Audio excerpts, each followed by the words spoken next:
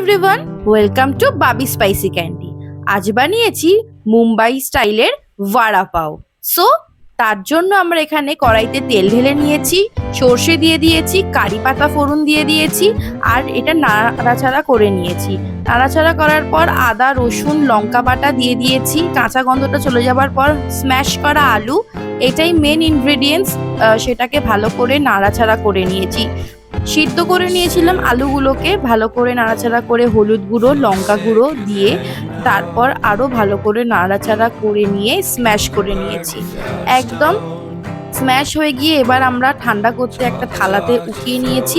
দেন এবার হাতে তেলোতে দিয়ে একটা টিকিয়া মতো বানিয়ে নেব। টিকিয়া মতো শেপ করে নিয়ে আমরা প্রত্যেকটা গড়ে নিয়েছি, একটা করে আমি এখানে দেখিয়েছি। আর এখানে সব টিকিয়াগুলো করে নিয়েছি, তার জন্য বেসন নিয়ে নিয়েছি, চালের গুঁড়ো নিয়ে নিয়েছি, এখানে কর্নফ্লাওয়ার নিয়ে নিয়েছি, নুন নিয়ে নিয়েছি, আর এখানে বেকিং সোডা, 1 পিঞ্চ হলুদ দিয়ে আর একটু একটু জল দিয়ে ভালো করে আমরা ব্যাটারটাকে গুলে নিয়েছি। সব ইনগ্রিডিয়েন্টস ডেসক্রিপশন বক্সে থাকবে। দেন এবার গরম করে নিয়েছি তেল। এবার আমরা দিয়ে দেখলাম যে গরম হয়েছে কিনা তেলটা। এবার ওই ব্যাটারটাতে দিয়ে টিকিয়াগুলোকে ভালো করে ফ্রাই করে নিচ্ছি।